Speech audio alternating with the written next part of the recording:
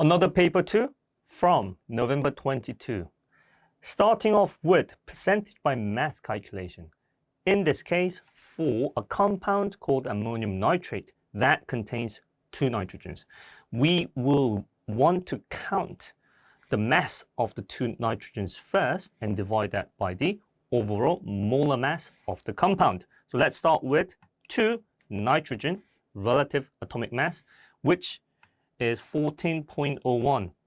Be aware, you can't just use 14, but the exact 14.01 value as quoted in the periodic table. We'll divide this by what? The overall molar mass, which would be the 2 nitrogen plus 4 hydrogens plus the 3 oxygens. If we do the math, we will be dividing 80.06 we'll be dividing 28.02 by 80.06, which would be 35%.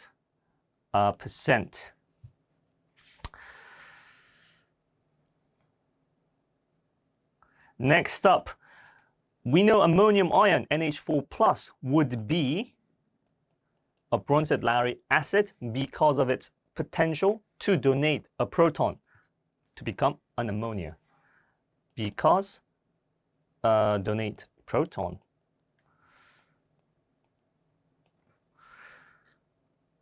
Ammonium nitrate has a pH, and we're going to find that pH because we're given the H plus concentration value right here. H plus concentration is a specific value, which means that we can put that value into the equation. pH equals minus log the H plus concentration.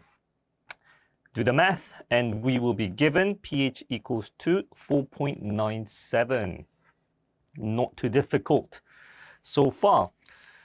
Then we are asked about how ammonium nitrate may be neutralized as an acid with sodium hydroxide. Yes, being an acidic reactant, we can have neutralization with a base sodium hydroxide, which may be represented as follow. NH4NO3 plus NaOH will produce the characteristic products of any neutralization reaction, which is what? H2O and a salt. H2O will be the most important product, so we'll write that first, and then we'll write the salt. How do we form a salt? We take the metal part of the base, sodium, and then we take the non-metal part, the polyatomic anion of our acid nitrate, to create sodium nitrate as our salt. This puts us in a situation we've got NH3 remaining, which is a byproduct of this neutralization reaction, ammonia. Usually, we wouldn't have any byproduct other than salt and water, but that's because we're using polyatomic cation NH4 plus instead of usually H plus. Usually acids will only contain H on the cationic part, and therefore we'll end up with H2O and salt only. But in our case, because we have the surplus NH3 in the acidic part, we have NH3 byproduct formed ammonia. Now, if we label the state symbols, we will have aqueous reactants and all aqueous products except for water, which is liquid. We're going to work out the equivalence point of the neutralization reaction we have just written out. And to be able to do that, we need to know what? We need to know the concentration of ammonia. We need to know the concentration of ammonia. Why is that? Let's rewrite out the neutralization reaction first.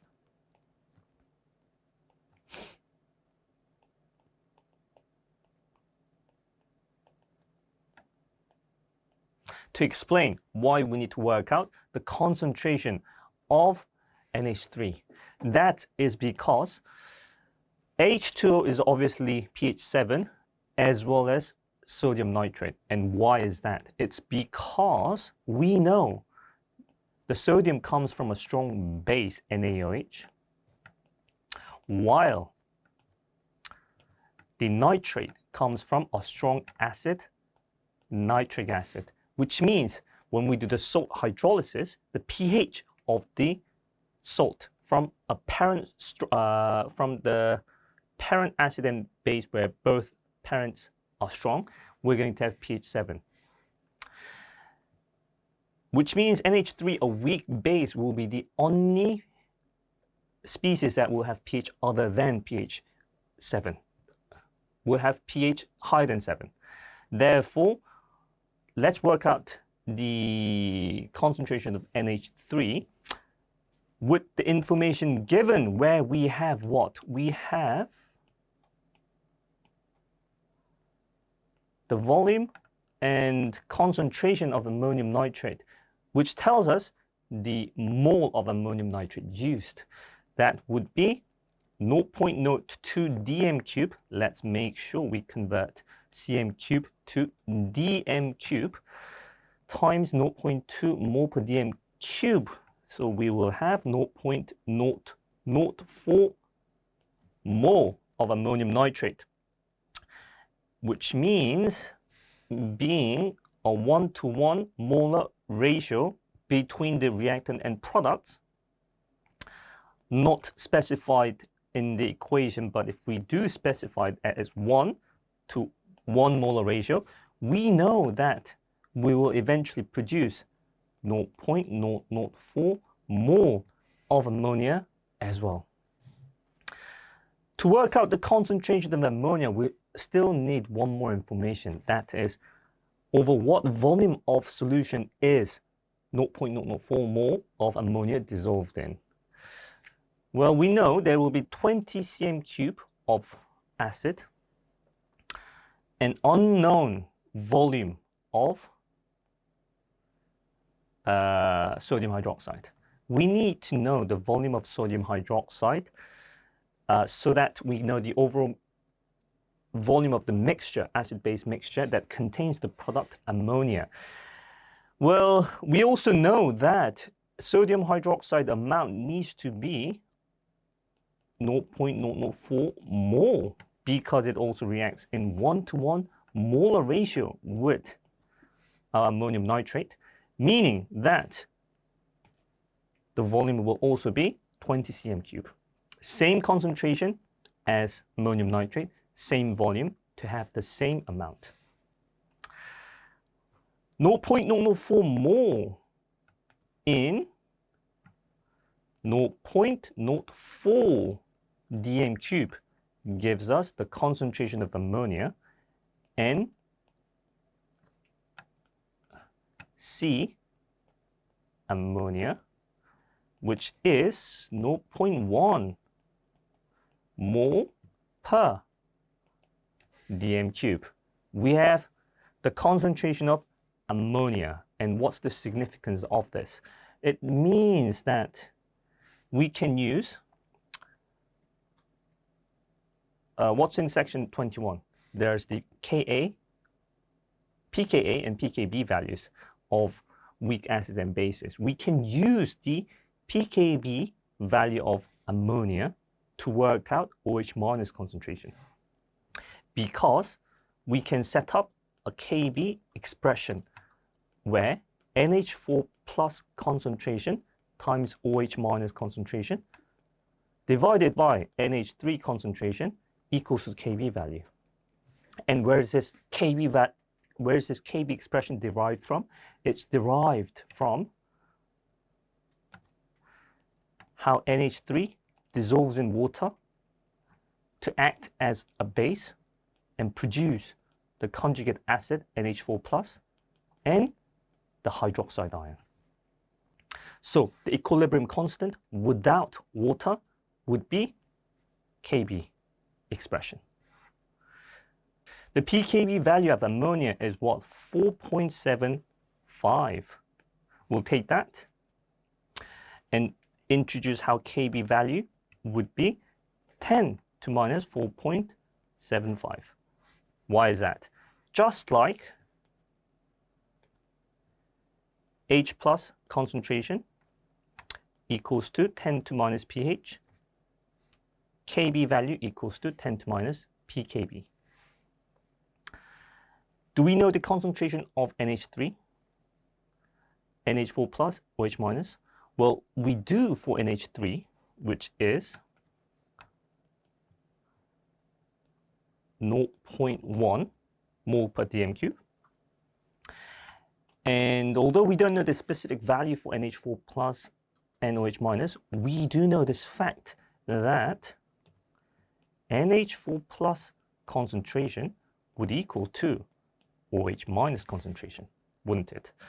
Therefore, we can represent the fraction to be OH minus concentration squared over 0.1 equals to 10 to minus 4.75.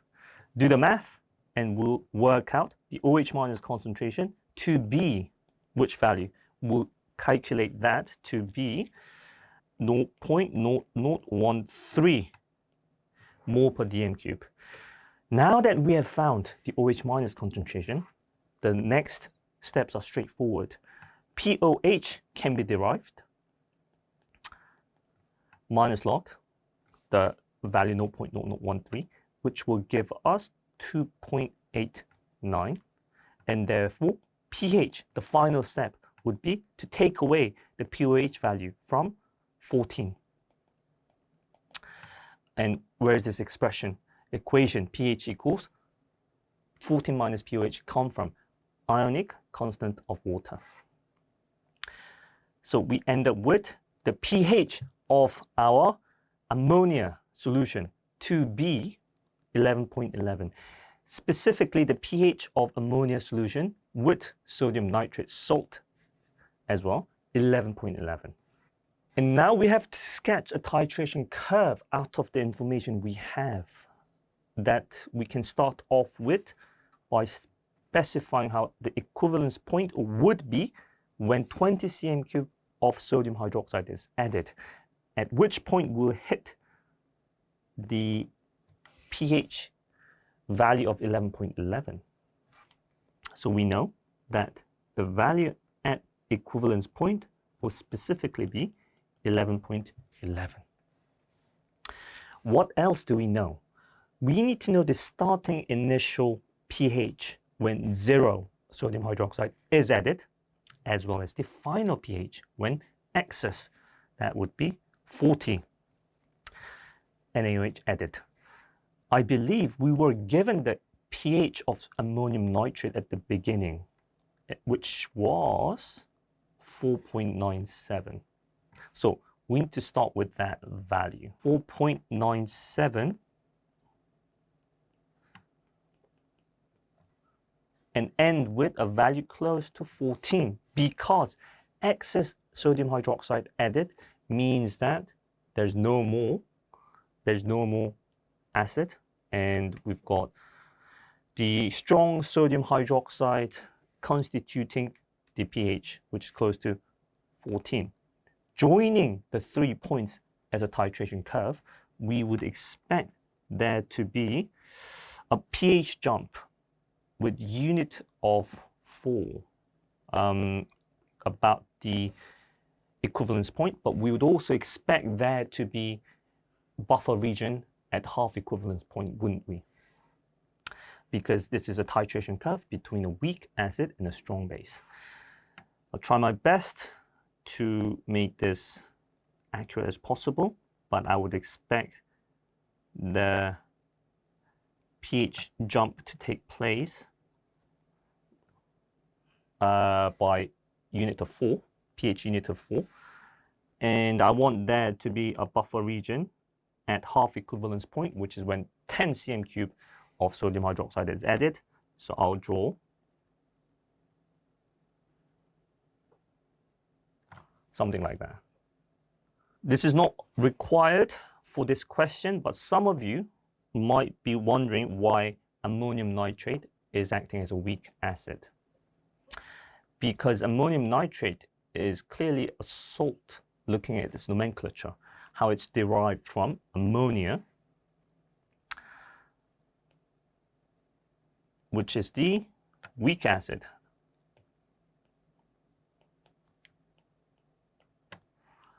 While nitrate would derive from the strong acid, nitric acid. Yes, we know that the resulting salt of weak base and strong acid, ammonium nitrate, would be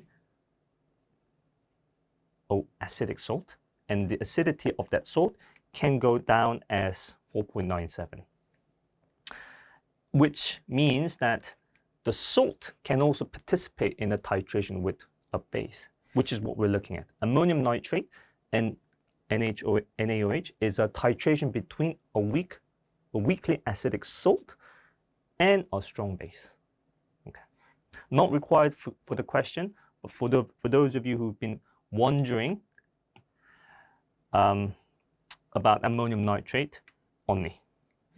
So indicator suitability, we need to think about what? We need to think about whether the endpoint range of our indicator, of a potential indicator, overlaps with the pH change range, pH jump range.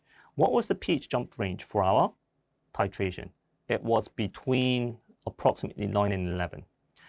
Weak acid and strong base equivalence point will have a pH jump of 4 units, and the pH unit therefore would be, pH change range would therefore be 7 to 11. Now, what am I saying? Because the equivalence point was exactly at 11.11 pH, we would define our pH change range as 9 to 13. Okay, it's really high, but that's what it is. And we would want our indicator endpoint range to overlap with this so that we can visually detect the color change at equivalence point. All we need to do is check if our indicator does indeed, bromothymol blue has an endpoint range that overlaps, which it doesn't. Therefore, we cannot use that. Bromothymol blue cannot be used. So cannot phenol red. Phenol red can also not be used. It's only phenolphthalein that can be used because its endpoint range 8.3 to 10.0 actually overlaps with 9 to 13.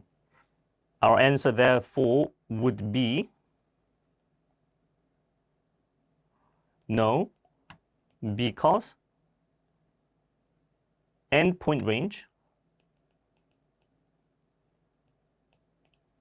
of bromothymol blue does not overlap with pH change range.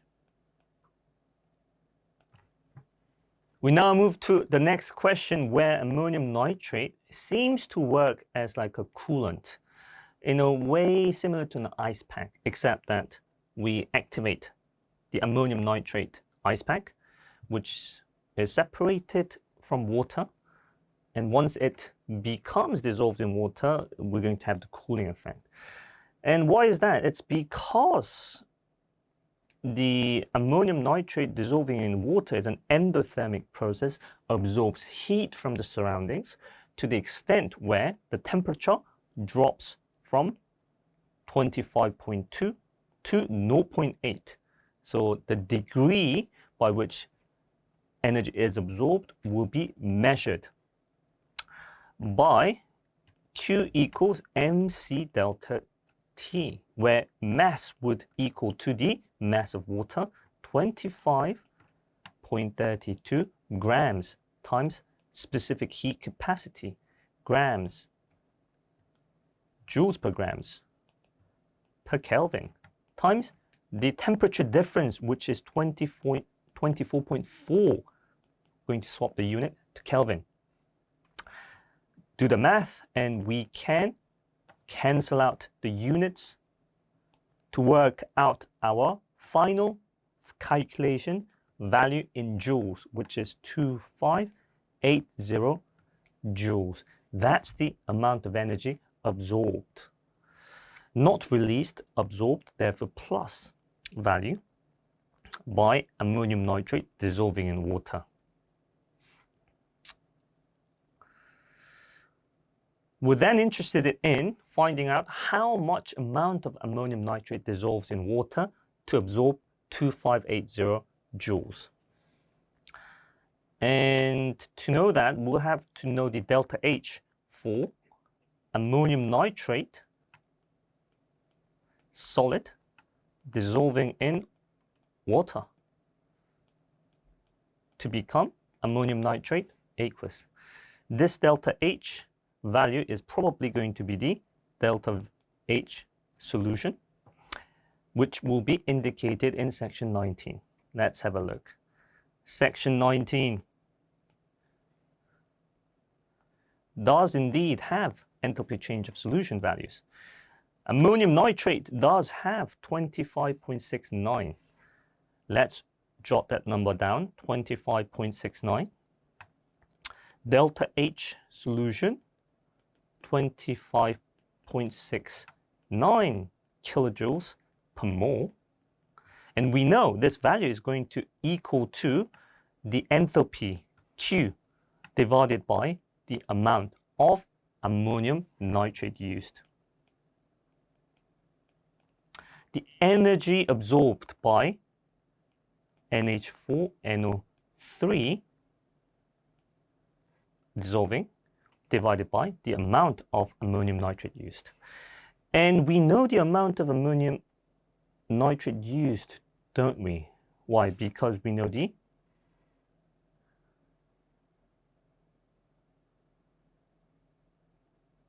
mass. Do we know the mass? Sorry, we're trying to find the mass of ammonium nitrate because we know the delta H and we know Q. So what we need to do is rearrange the equation to have N equals Q over delta H, where Q would be 2580 divided by 25.69 kilojoules per mole. But I want to make sure that we will cancel out the joules unit. So let's convert kilojoules to joules. 2569 joules per mole, which would give us a value in moles. And roughly speaking, this value is going to be 0.0 mole. If we know the amount of ammonium nitrate, we can work out the mass of ammonium nitrate using the equation N equals to mass over molar mass, where we're trying to find the mass, therefore we will have mass equal to, running out of space here, we'll have N equals M equals N times M, where 0.1 mole will be multiplied by 80.06 grams per mole, the molar mass of ammonium nitrate. The value that will end up with would be 8.01 grams, with mole units cancelled out.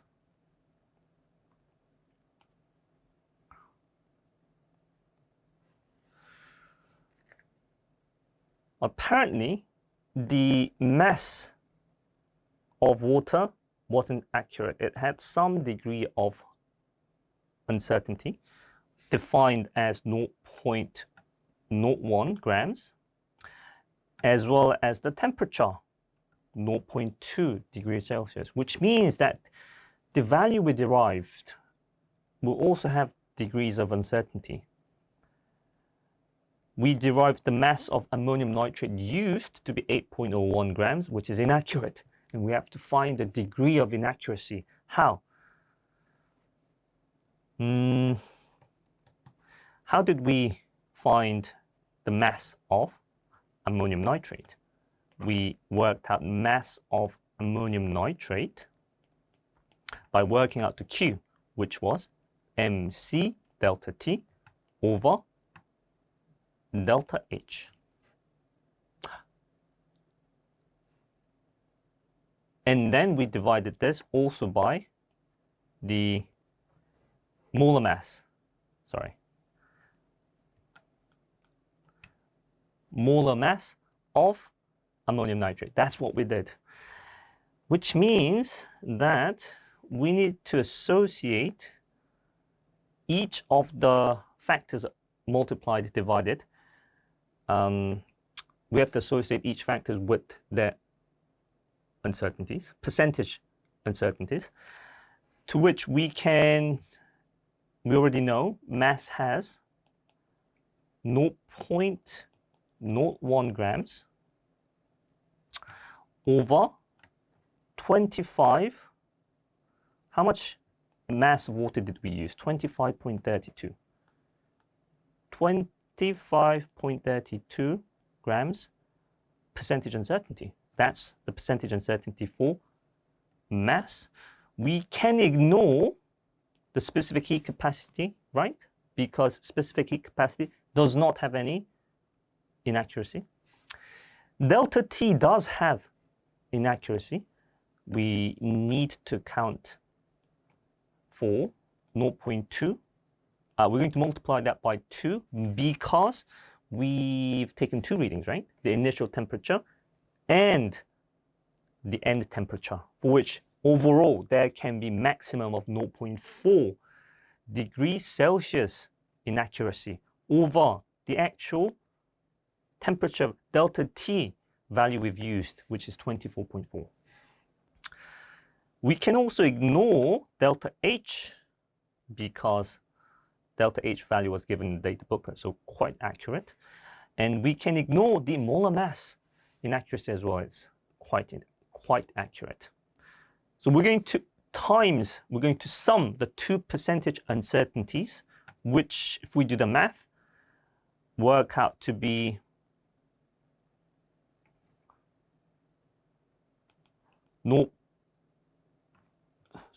2% for delta T and 0.04% for mass.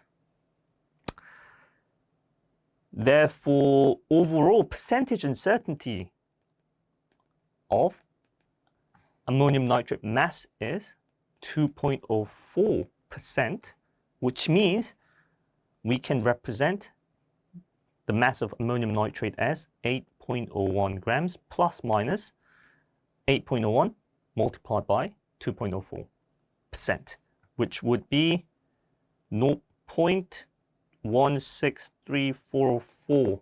But yeah, it's a long decimal number, and we're going to simplify it. And let's note how we've used one significant figure for both uncertainties, for mass and delta T.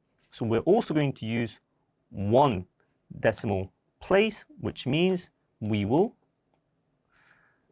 convert the value to 0.2%. No, not percent, 0.2 grams. Plus minus 0.2 grams, absolute uncertainties. Unfortunately,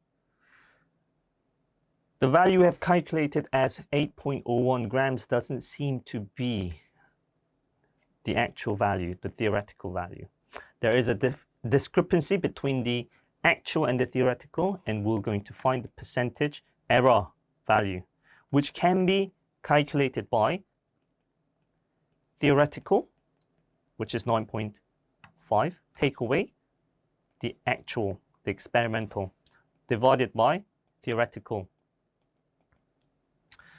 Now this is 9.5, take away 8.01, over 9.5, which would give us a value, and that value is 15.7%. We would expect the entropy change of ammonium nitrate dissolution to be positive. It's quite obvious because we are producing aqueous ammonium nitrate, which means the ammonium ion, cation, is separated from the nitrate anion, which can be represented as what? Which can be represented as NH4, NO3 solid dissolving into NH4 plus aqueous, as well as NO3 minus aqueous. Therefore, we're producing 2 moles of products from 1 mole of products, but also the 2 moles of products are in more chaotic aqueous state than the ordered solid state. So if we work out delta S value from using S product minus S reactant, we would expect there to be 295.8 minus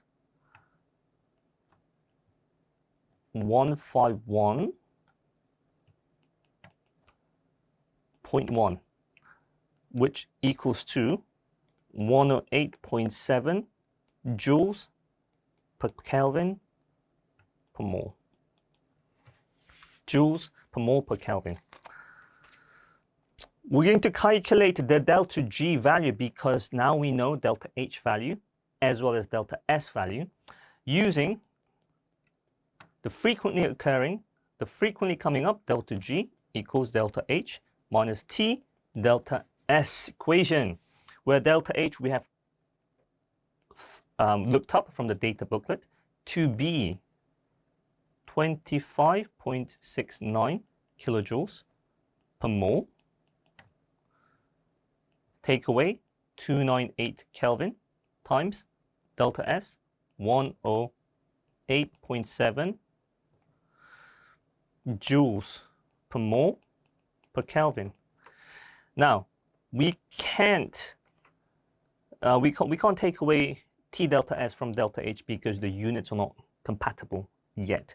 I'm going to convert joules per mole per Kelvin to kilojoules per mole per Kelvin, so that we now have 0.1087 kilojoules per mole per Kelvin. If we do the math, we're going to end up with minus 6.7 kilojoules per mole value, with the Kelvins cancelling out.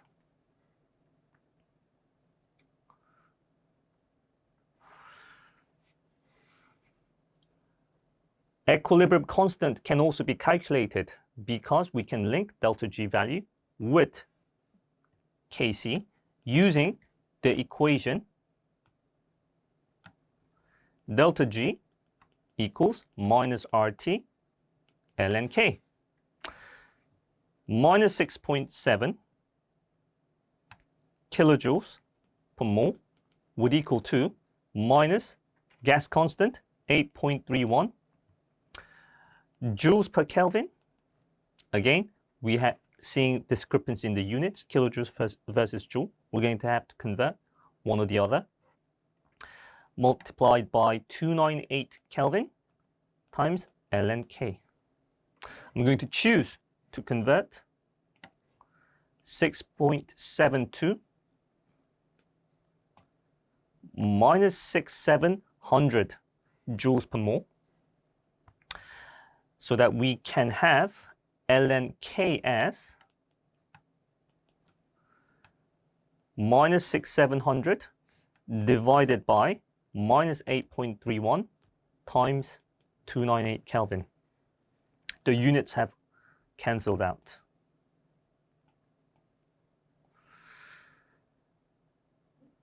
Now, the value of ln K works out to be 2.71, which means that K is exponential to the power of 2.71. And if we do the math, K equals 15. The significance of the K value being 15 is that K is greater than 1, which means that there are more products than reactants, meaning that position of equilibrium has shifted and lies towards the products. POE lies to products because Kc value is greater than 1. We now move to the topic of electrochemistry, where we're going to be electrolyzing aqueous ammonium nitrate. We're given 3 reduction half equations where we're producing water, nitrogen oxide, and hydrogen. Now we have more species that are being reduced, that could be reduced or oxidized. And to find this out, it will be easy to visualize the electrolytic cell with all the species being electrolyzed.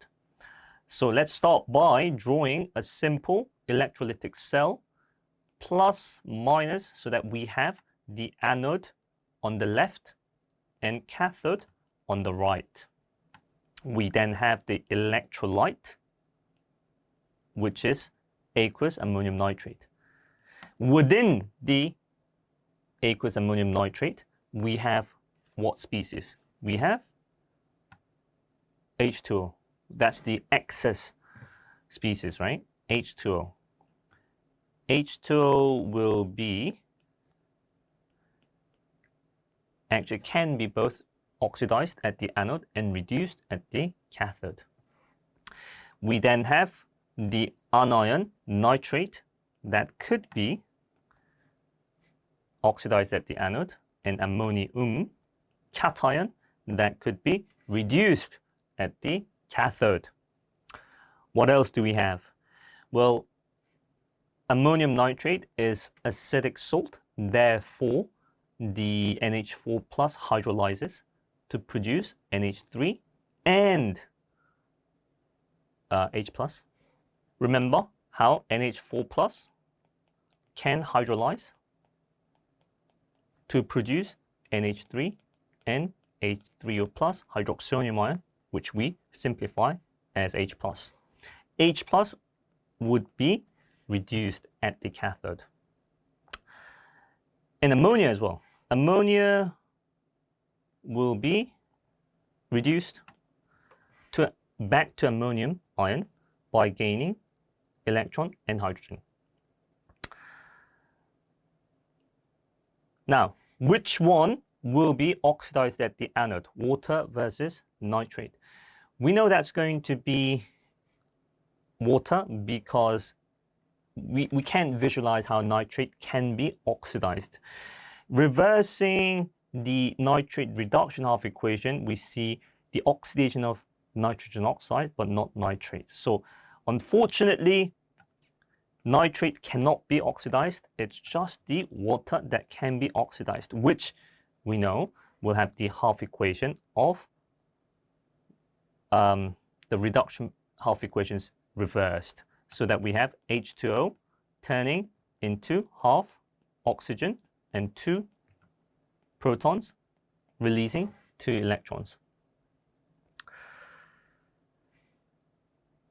Cathode has many competing species. Let's see which one will win. Let's start with H2O.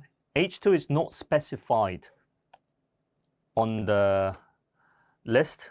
H2O reduction is not specified on the table, but we know we'll have H2O plus electrons giving off hydroxide ion and hydrogen.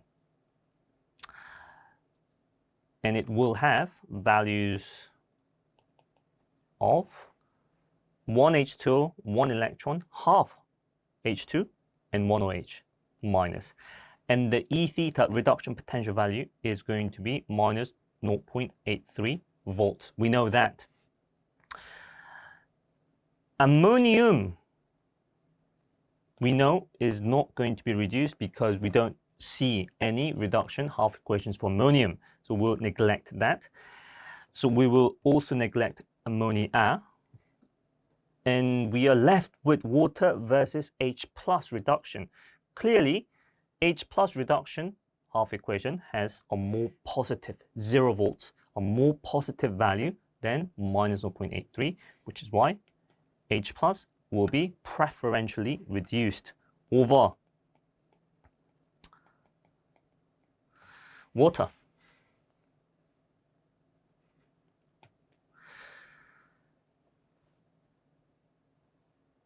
Ammonium nitrate can be applied to decomposition, where dinitrogen monoxide, that's N2O, and H2O can be formed. Let's try and balance this equation, where N2O will be produced as well as H2O will be produced. Solid ammonium nitrate will be producing gaseous dinitrogen oxide and liquid water. To make sure there are equal number of nitrogens, oxygens, and hydrogens, we're going to have 2 H2Os produced for every 1 ammonium nitrate, which will also produce 1 N2O. The equation we have is completely balanced. Great. Next up is, given the amount 5 grams of ammonium nitrate, we know the molar mass, therefore we'll know the amount in moles. We will know the amount of dinitrogen monoxide produced because the amount of ammonium nitrate equals to the amount of dinitrogen oxide. We can use the molar volume of gas to work out the volume of dinitrogen monoxide produced. Now, 5 grams over 80.06 grams per mole is the amount. And we know that 1 mole of any gas occupies 22.7 dm cube. So we're going to multiply, or we're going to use the equation N equals volume of any gas divided by 22.7 dm cube per mole, where we know the amount N. We will say the volume equals to 5 over 80.06 times 22.7, which would give us the value of 1.42 dm cube.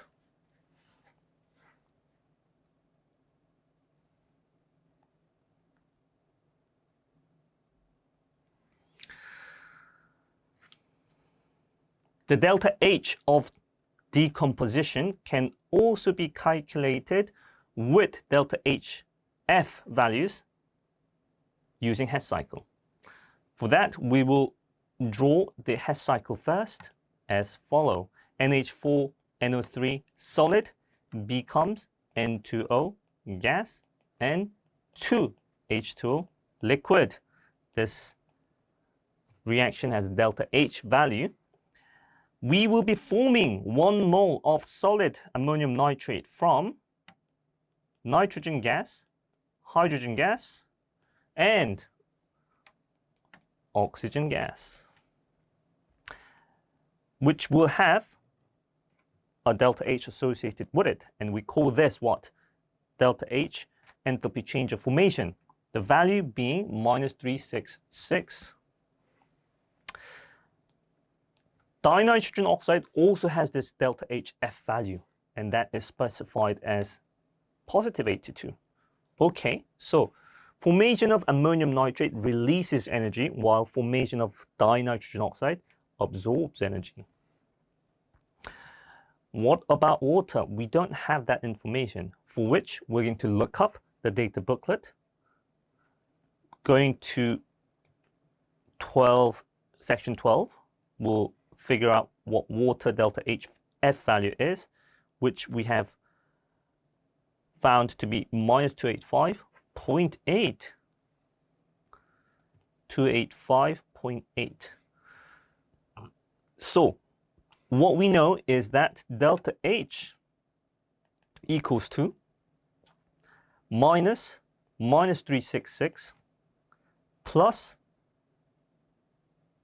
82 plus minus 285.8 times 2. We have to make sure we multiply minus 285.8 by 2 because 2 water moles are produced from 1 mole of ammonium nitrate decomposition. The delta HF is defined as the enthalpy change when 1 mole is produced. 1 mole of a substance is produced. So if we want to produce 2 moles of water, we'll have to multiply delta HF value of water by 2. Do the math, and we will be given the delta H value as minus 124 kilojoules per mole.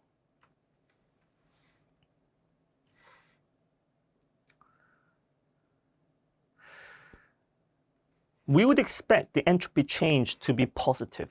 And why is that? And that's because we're producing 3 moles of products from 1 mole of reactant, where both of the products, N2O and H2O, are more chaotic than the ordered solid reactant, because more moles of product produced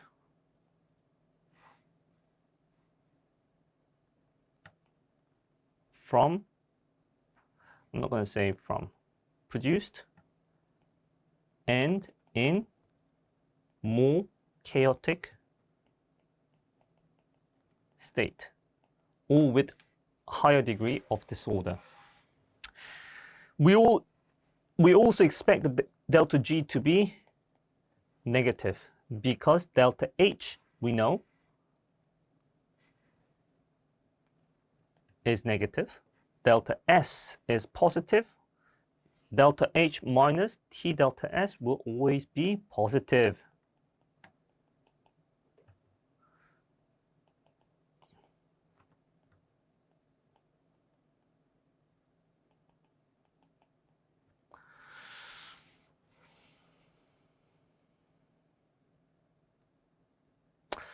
Dinitrogen oxide will have a low structure.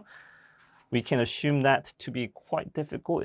We don't see dinitrogen often, but if we give this an attempt, we can expect there to be the central nitrogen that is covalently bonded to a single negative oxygen, where the single negative oxygen will have 7 valence electrons. Sorry, it will have 7 electrons compared to, in contrast to its usual 6 valence electrons, therefore given the -1 negative charge. Nitrogen, the second nitrogen will require a triple bond to satisfy full octet, where the second nitrogen will have a lone pair, which means that the central nitrogen will be positively charged. Why is that? Usually there will be 5 valence electrons, but the central nitrogen only has 4 electrons of its own to have 1 single covalent and 3 single covalents in a triple bond. Now this is a linear structure. The molecular geometry is linear, as well as the electron domain geometry, because both electron domains are bonding pairs.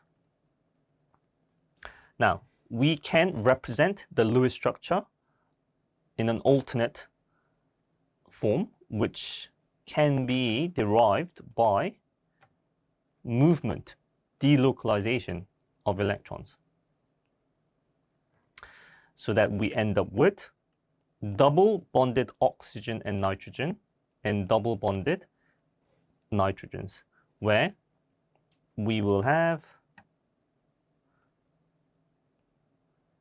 negatively charged nitrogen because it has 6 electrons in contrast to its usual 5 valence electrons, and the central nitrogen remains positively charged, 4 electrons in contrast to its usual 5 valence electrons. We have a complex looking organic molecule we call chloroquine that apparently treats malaria. Don't need to know how the molecule treats malaria, but we should be able to identify how there are 2 benzene rings where 1 nitrogen substituted a carbon. There's a chlorine atom that has substituted a hydrogen of benzene, and there's a hydrocarbon with nitrogens inside. We're going to identify the secondary amino group in chloroquine as this NH group. This NH group is secondary because there are 2 alkyl groups and 1 hydrogen. There is a tertiary amino group which we don't need to highlight, but we can just acknowledge that N1 is bonded to 3 alkyl groups and therefore a tertiary. Okay. For those of you who are wondering what this amino group would be, well, it's got only 2 alkyl groups, but it has 0 hydrogen. Therefore, there's no room for reduction. There's no room for oxidation, and it cannot be oxidized, so it would be appropriate to refer to this as tertiary, that cannot be oxidized. Benzene rings means that we'll have sp2 hybridized carbons. Do we have any carbons outside the benzene rings that will be sp2 hybridized? No, because there's no double bond outside the 2 benzene rings. We're not going to count for triple bonds because triple bonds do not have sp2 but sp hybridized carbons. Let's start the count from carbon 1, 2, 3, 4, 5, 6, 7, 8, 9. We have 9 sp2 hybridized carbons. Index of hydrogen deficiency is about counting the number of hydrogen H2 pairs that can be added to reduce unsaturated carbon, hydrocarbon compound, for which we'll count how many double bonds there are, triple bonds there are, and cyclic structures there are. It would be useful to convert the benzene rings to calculus structure to have double bonds specified as follow, out of which we can tell how there's 5 double bonds, 0 triple bonds, and 2 cyclic structures. So overall, 7 pairs of hydrogen, 7 H2 molecules can be used to reduce the structure there. 7.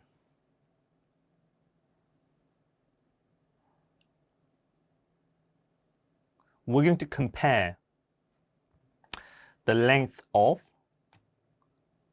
carbon nitrogen 1 and the carbon nitrogen in the benzene ring. Well, the carbon nitrogen in the benzene ring has a bond order of 1.5 compared to bond order of 1. in CN1. And that's because we have partial double bond within the benzene ring, isn't it? So carbon-nitrogen bond in the ring is shorter because partially double bonded with order of 1.5. This contrast with, in contrast to, single covalent bond that's order of 1 for carbon, nitrogen 1.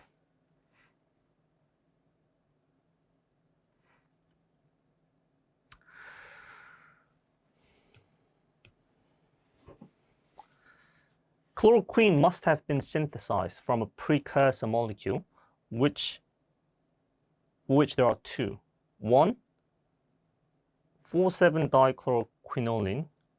Okay, quite a complicated name. We're going to disregard that. But we know there has to be another molecule that corresponds to the highlighted part. The structure will simply be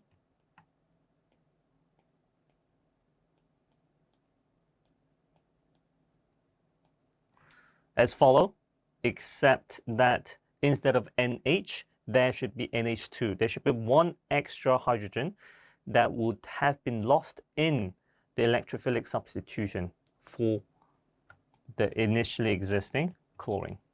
So let's make sure we draw not NH but NH2. Copper as a transition metal can be used as a catalyst, and the electronic configuration for copper is going to be AR 4s1 3d9. Sorry, 3d10. It's not going to be 4s2 3d9, but 4s1 3d10 with one electron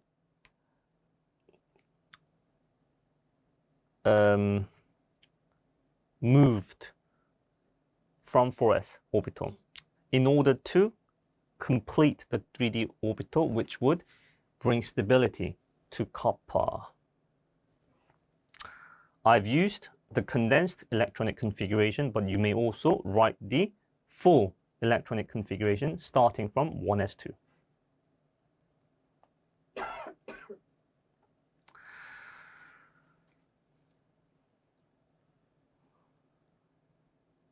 When comparing the Maxwell-Boltzmann distribution of catalyzed versus uncatalyzed, we'll have the same curve, but the activation energy will be different for both catalyzed and uncatalyzed. So we'll draw the activation energy for uncatalyzed first and draw another for the catalyzed. EA catalyzed. The proportion of particles, reactant particles that successfully react without catalyst is the shaded area under the curve, which is smaller than the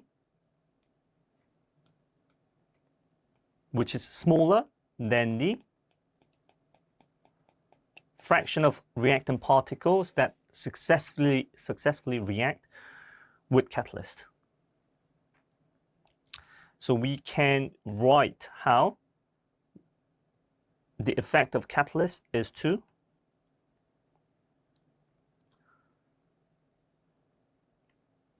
lower the activation energy and increase the proportion of reactant molecules with energy greater than the activation energy to increase reaction rate.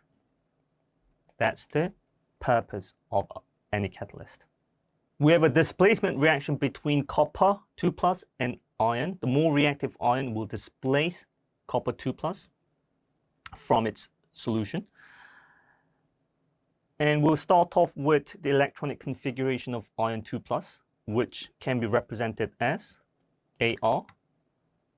We'll start with the full electronic configuration of an iron atom, 3d6. Now that's the electronic configuration of iron, from which we will remove the 2 electrons in 4s. Therefore, Ar 3d6 would be configuration for Fe2+. Copper has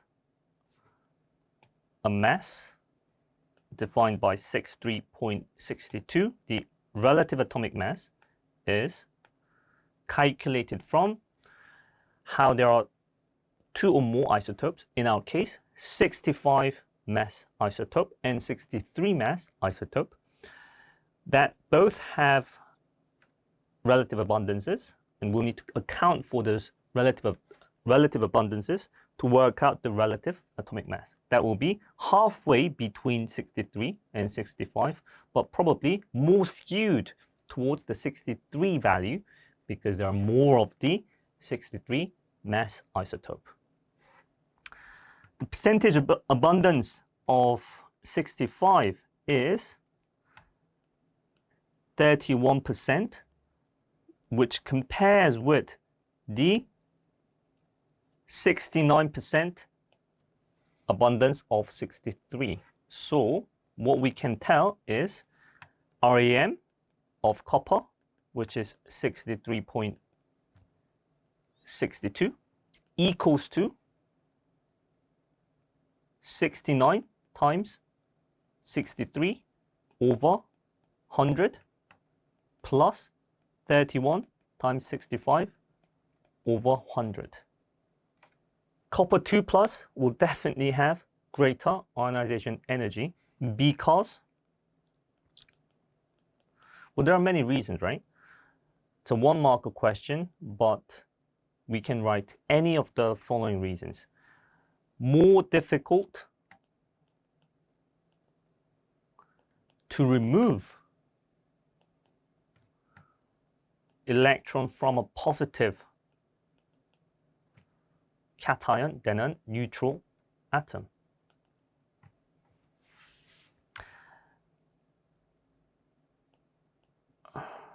Copper 2+ has a smaller radius than copper, which means that the valence electron is held more tightly towards the nucleus. We have 2 electrons less, which means the effective nuclear charge is stronger.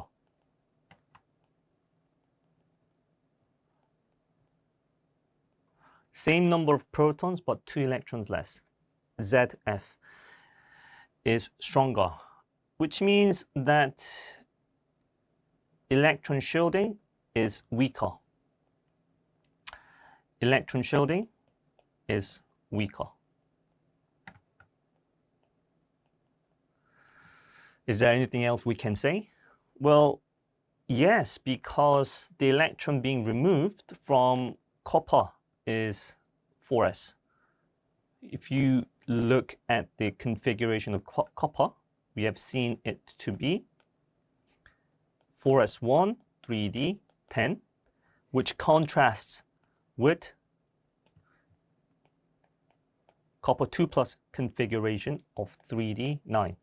The electron in copper 2+ is removed from 3d orbital compared to 4s orbital of copper atom, where the occupied 4s orbital is at higher energy than 3d. Electron removed from a higher energy level orbital. Now that's 3d. Did I say higher? Lower?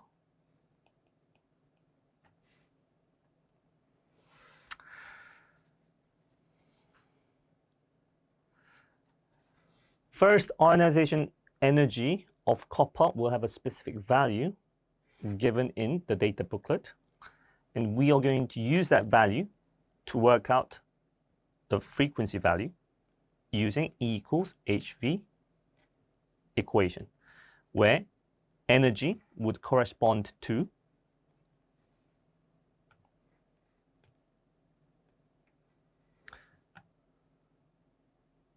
$745 kilojoules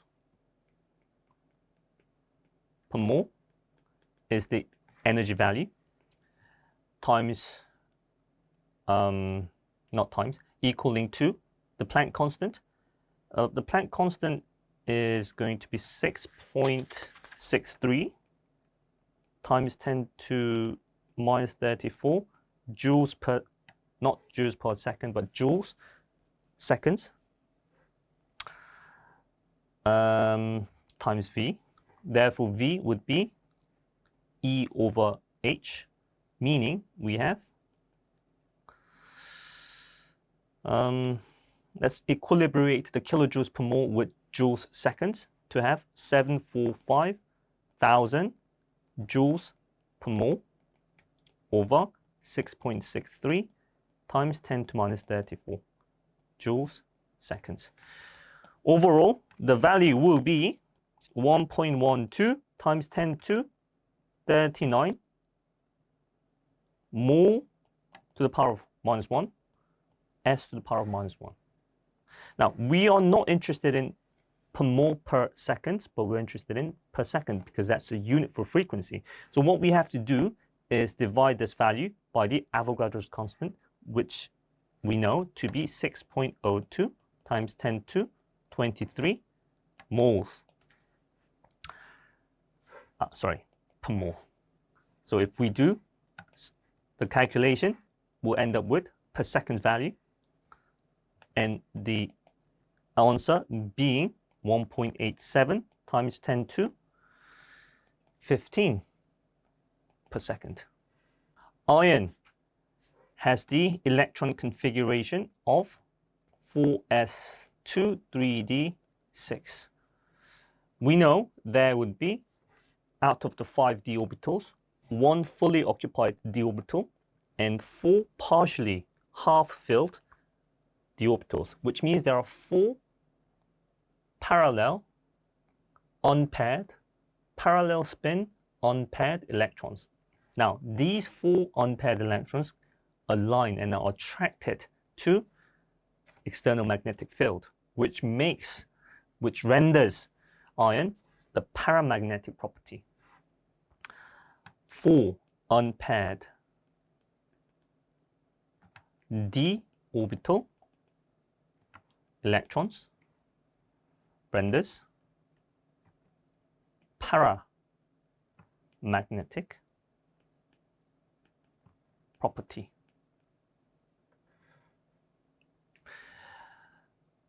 Specifically, the 4 unpaired d orbital electrons aligning with and being attracted to external magnetic field. Back to the displacement reaction of copper and iron. Iron is more reactive, will be oxidized, therefore will occupy the anode, so that we have the iron metal electrode in the anode, as well as Fe2 plus salt solution in the electrolyte of the anode. Copper metal electrode will be in the cathode, as well as copper 2 plus. We also need to label the direction of the electron flow, which would always be from the anode to the cathode. What's the easy way to remember the electron flow?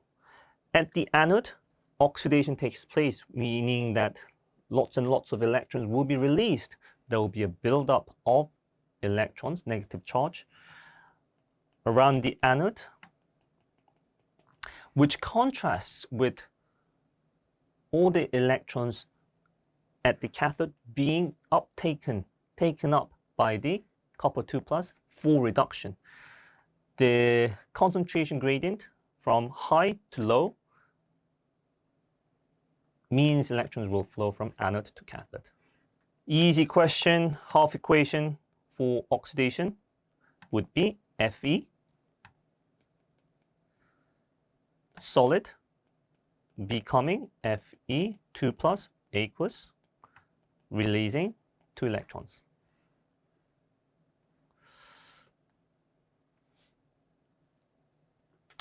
Yes, we have a salt bridge where the identity is potassium nitrate. So salt bridge is a tube that contains potassium nitrate solution, where potassium plus would be separated to the nitrate anions and will be migrating to anode and cathode for the purpose of maintaining the charge balance of each half cell electrolytes. Maintain charge balance of each half cell electrolytes. That's the function of salt bridge. We know that in the anode, we will be producing lots and lots of cations. In the particular case of iron copper displacement, iron 2 plus buildup needs to be neutralized, will be balanced by incoming anions, which means that nitrate anion migrates to anode. This contrasts with the cathode, where we're losing lots and lots of copper 2 plus in the reduction to copper solid, which deposits to metal layer around the metal electrode. We need to maintain the positive charge within the cathode electrolyte, meaning that potassium plus migrates to cathode.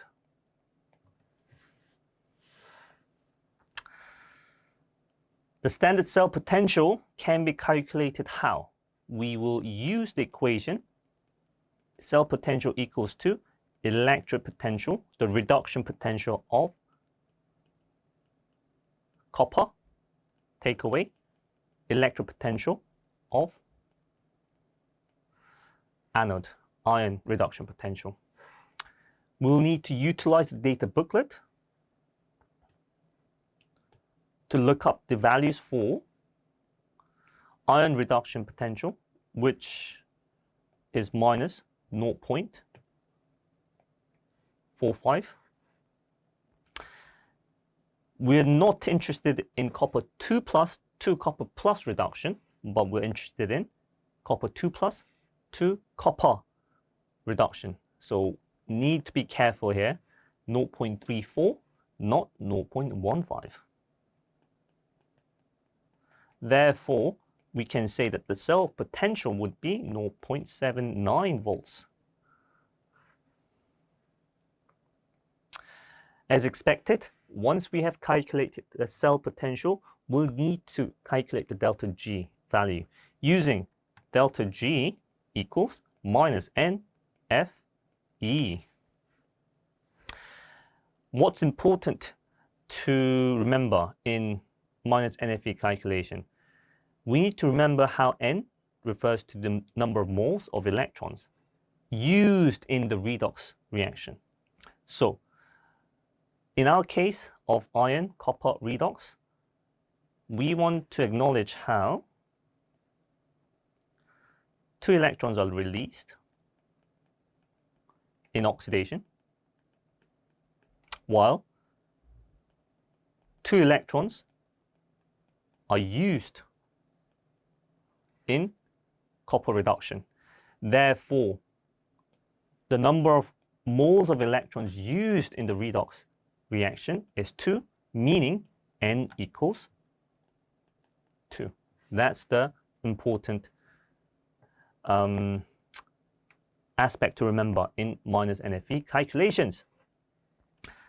delta G equals -2 mole times Faraday constant, 96500 joules, not joules, coulombs per mole, times the 0.79 volts we have calculated. But for the convenience of cancelling out units, let's convert volts into joules per coulomb, which is essentially identical. We'll cancel out mole, coulombs, and end up with the final value of delta G in joules, which we know will be minus 152,000 joules. But yes, the value is large, and we are asked to present our value in kilojoules, so we will divide the value by 1,000 to have 152, minus 152 kilojoules. Another organic reaction where we are reacting what seems to be an alcohol with a double bond with carboxylic acid to produce an ester. Alcohol plus carboxylic acid will produce an ester, and we need to condense water out, where we'll take out H2O and combine the oxygen from alcohol with the central carbon of the carboxylic acid, which if we draw out will look along the line of the following. This would be the ester, where the ester group, the functional group ester, is defined by COO, COO, COO, that is bonded to two R groups. The empirical formula can be calculated by first working out the molecular formula and seeing if we can make smallest whole number ratio out of it. So how many carbons, hydrogens, and oxygen are there? We see 1, 2, 3, 4, 5, 6 carbons. Carbon 6. Hydrogens 3, 5, 6, 7, 8, 9, 10. 10 hydrogens. Oxygen 2. Yes, we can divide the molecular formula by 2 to give C3H5O, the empirical formula that has the smallest whole number ratio of constituent elements, carbon, hydrogen, and oxygen.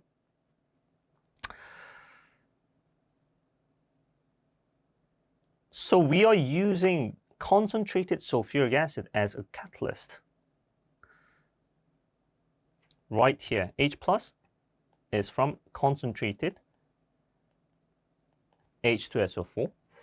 And apparently, there can be an effect of diluting the concentration of sulfuric acid on the yield of the reaction. And that's because dilute sulfuric acid means excess water will be introduced to the equilibrium. And water happens to be a product of, or it happens to be one of the products of our equilibrium, meaning that with increase in the product amount, the POE will shift to the reactant side. POE shifts to reactant sides. Therefore, as a result, product amount will be lower than, will decrease, product amount will decrease, reactant amount increase, percentage yield will decrease. Why is ester more volatile than alcohol? The alcohol we had was a primary alcohol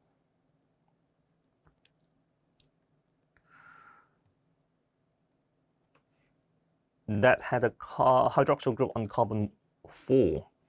If we name this molecule A, which is quite difficult, but doable. We can first acknowledge how there is an alkene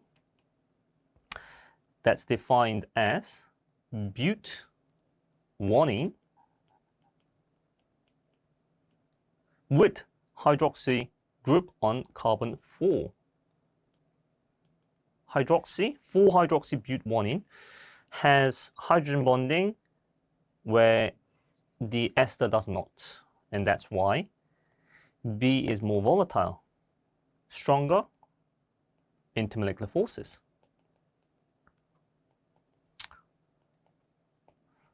Stronger intermolecular forces where A has hydrogen bonding and B has only dipole-dipole, and LDF, London dispersion forces. 4-hydroxy but-1-ene is an alkene, therefore is able to electrophilically attack bromine to have bromine integrated to the molecule and become a bromo alcohol. Electrophilic addition has the physical observation of decolorization, where bromine liquid initially will have orange-brown color that will decolorize, turns colorless as bromine is integrated into the alkene. Decolorization from orangey brown. We have sulfur reacting with oxygen to produce sulfur dioxide, and we are going to find the amount of sulfur dioxide produced when 500 grams of lignite that contains 0.4% of sulfur is used. So let's work out the amount of sulfur, because the amount of sulfur will equal to the amount of sulfur dioxide. The mass of sulfur used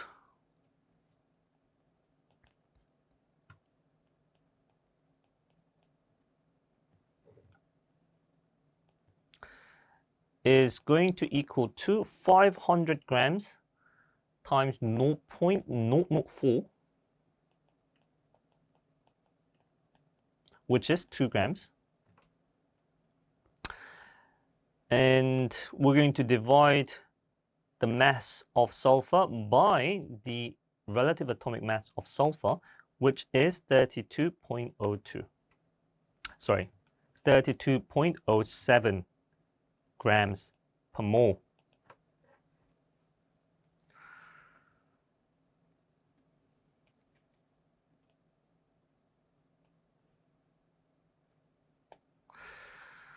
Okay, as a result, we will have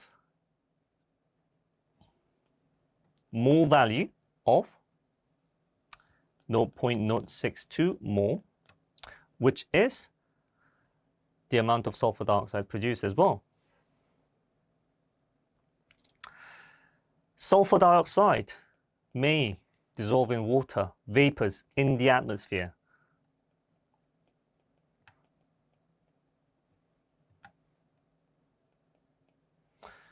To become sulfurous acid.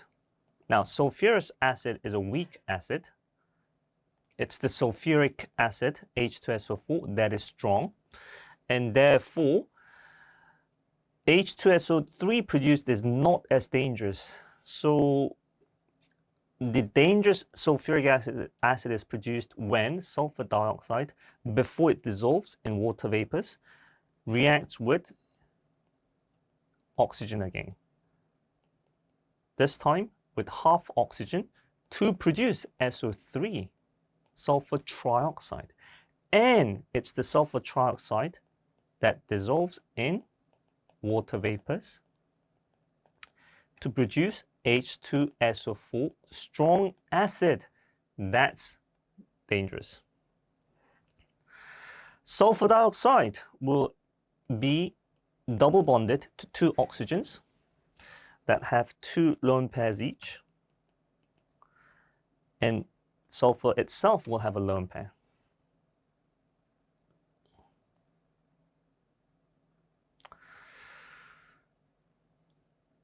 Sodium thiosulfate reacts with hydrochloric acid. Yes. And we often use crossmark, X crossmark, to determine the end of reaction or the progression of reaction, because the product formed will contain sulfur solid, which precipitates and make the product solution cloudy, invisible, and therefore the X mark invisible. We're going to maintain concentration identical to measure the effect of different temperatures on the rate. Well, we've got temperature, concentration, surface area, and catalyst as the four major factors that affect the rate of reaction. Well, we're investigating temperature, so we're not going to control temperature. Concentration is already controlled. Surface area is not controllable because that only applies to solid state reactants. But we're using sodium thiosulfate and hydrochloric acid that are both aqueous, so we cannot control surface area. Catalyst, we're not using any catalyst, therefore we are not going to control whether different repeats are catalyzed and not catalyzed. So what do we need to control? What else do we need to control? Well, we are basing the rate of reaction on the time taken for the X crossmark to be invisible. Therefore, the visibility factors that affect the visibility of the X mark needs to be controlled, and the first factor is the light intensity of the room. If the room is brighter for the second experiment or fourth experiment, then the visibility will be higher for the second and the fourth experiment. We also need to make sure that the same mark is used. Usually we have a paper with X cross marked,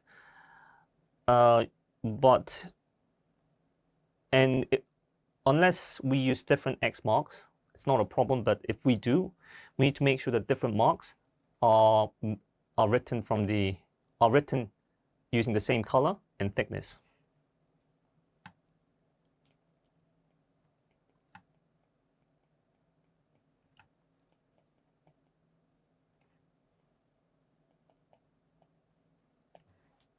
Finally, we need to use the same conical flask.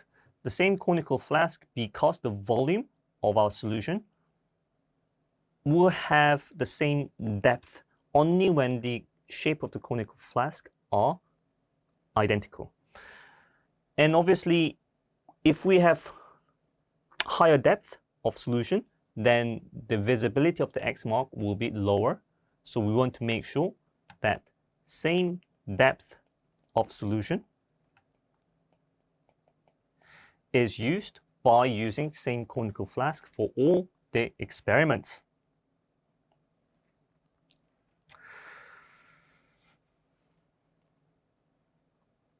The environmental impact is acid deposition, and to prevent acid deposition from coal there are many ways. Firstly, use less coal.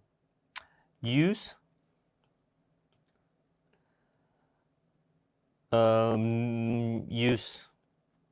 minimal coal combustion by using alternative energy, but alternative energy, hopefully renewable. Second, we can recapture sulfur dioxide that is produced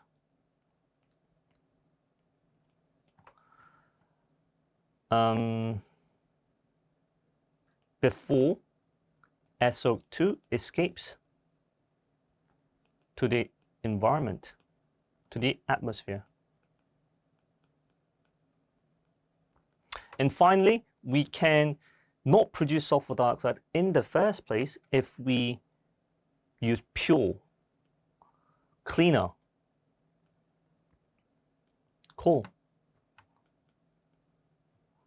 without sulfur. How is this possible?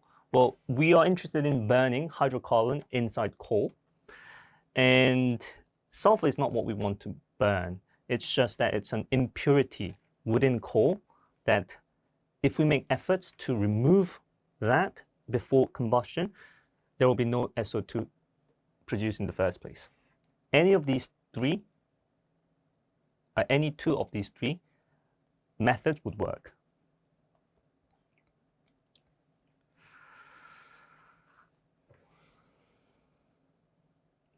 We have 6 electron domains, 6 bonding pairs, and 0 lone pairs on the central sulfur. We've got 4 fluorines and 2 chlorines with different electronegativities, and therefore potentially we could have the dipoles not cancel out, rendering the molecule non-polar. Polar. But if we can somehow position 4 fluorines and 2 chlorines so that their dipoles are all cancelled out, then we could have the molecule non-polar. And that would be possible if we have 4 fluorines on the square plane with 2 chlorines above and below the plane. And that's possible because if we have the delta minus, delta positive dipole moment between sulfur and chlorine, we would have the 2 dipole moments cancel out, being in a linear geometry. Yes, the dipole moment for sulfur and fluorine would be greater, would be bigger than sulfur and chlorine. But again, these would cancel out amongst the 4 sulfur fluorines on the plane. But if we swap any one of the chlorines with any one of the fluorines, then the cancellation of dipoles would not be possible, and we would have a polar molecule.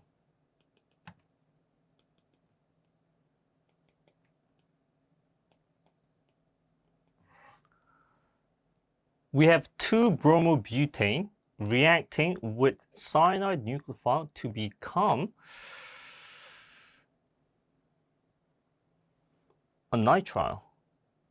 We often use hydroxide ion as the nucleophile, but cyanide ion, Cn- is used this time, but the mechanism will be the same. Halogenal alkane, 2-bromobutane will be a secondary halogenal alkane, therefore have an option to go through SN1 or SN2. And if it does undergo SN1, we will have the rate independent of the cyanide ion concentration and have rate to be constant throughout different concentration of cyanide ion. Whereas going through SN2, we will be dependent on the concentration of cyanide ion, and being a first order relationship, we'll have a linear increase for the rate as we increase the concentration of cyanide ion. Stereoisomer. Yes, 2-bromobutane is a stereoisomer, and therefore the product will also be a stereoisomer. How is the product stereoisomer? Well, carbon, central carbon, that will be carbon 2, is bonded to a nitrile, a methyl, a hydrogen, and an ethyl. The second carbon is chiral because it's bonded to 4 different atoms and groups. Well, SN1, we were going to produce a planar carbocation intermediate to which the cyanide nucleophile can attack from the above or below the plane of carbocation intermediate, and therefore will produce 2 stereoisomers in 50-50 mixture. Whereas in SN2, all of the product will be just 1 stereoisomer, and it's going to be the inverted configuration of the reactant. So, with the reason SN2, because reactant will have configuration inverted.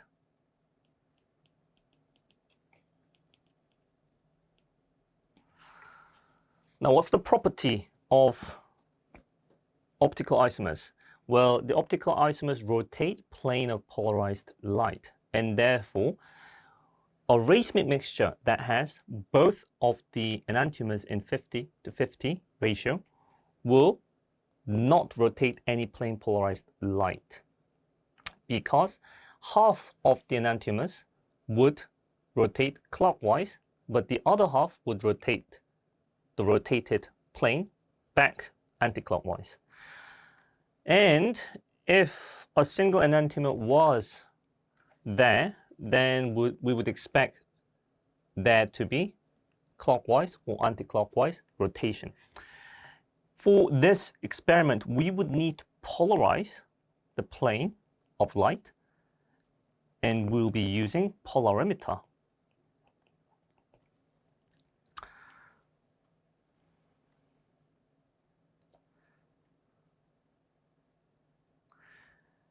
We have proposed SN2 mechanism, and for SN2, the ideal solvent would be to allow the nucleophile to be in the same medium with the reactant, halogen alkane, which is polar, and therefore the nucleophile will need to be also dissolved in the polar solvent. So we would first want a polar solvent as well as aprotic. Now, what's aprotic? It means unable to hydrogen bond. Unable to hydrogen bond because we do not want the solvent molecules hydrating the nucleophile. Now, if we have nucleophile hydroxide, or let's use cyanide in our case, cyanide, we will have water molecules surrounding the cyanide nucleophile in a shell formation, and therefore cyanide ion will be unavailable for nucleophilic attack on the halogen alkane, and that will obviously slow down the rate of reaction, and we don't want that. Therefore, we would want polar aprotic solvents, and the example of a polar aprotic solvent would be a molecule like propanol.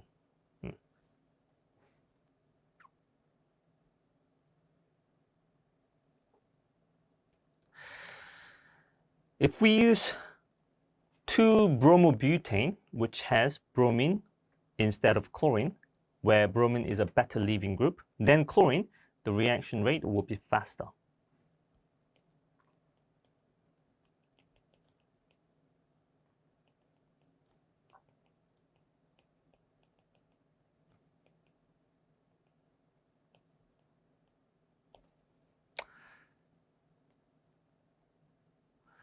let's show the mechanism of SN2 using 2-bromobutane. Let's draw bromobutane where bromine is on the dotted covalent bond, because we want to show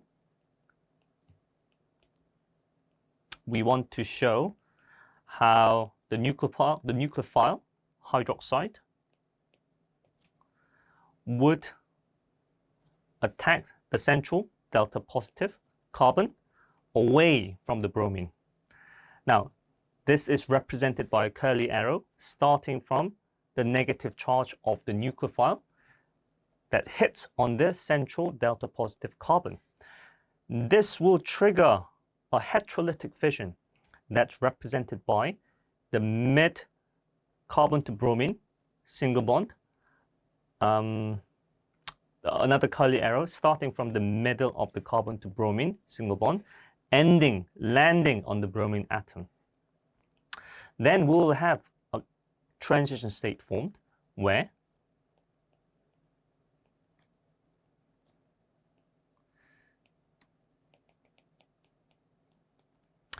we will have partially broken carbon to bromine single bond and partially formed carbon to hydroxide single bond. Overall, the transition state would be negatively charged, very unstable, because the incoming hydroxyl nucleophile has brought with it a negative charge. At the end, the carbon to bromine partially broken bond will finally be fully broken, so that we have a fully formed hydroxyl bonded. Let's not forget how bromine will now have a negative charge as a bromide ion that has left the reactant molecule.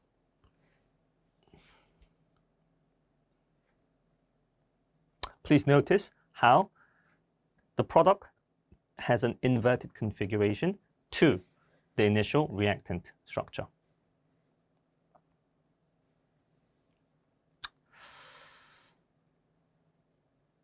Two-bromobutane is a stereoisomer, and it has many hydrogen environments. I can see there to be 1, 2, 3, and 4 different hydrogen environments, which means we will see 4 peaks in total with ratio of areas as 3 to 1 to 2 and 3. 3 to 1 to 2 to 3.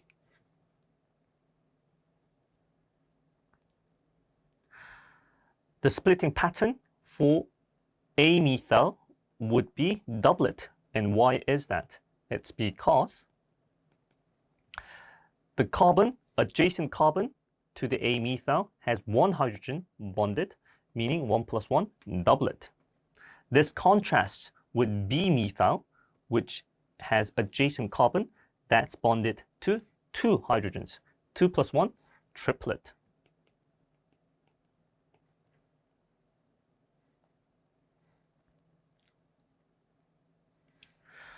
That's the end of paper 2 from November 22. Hope the run-through was useful.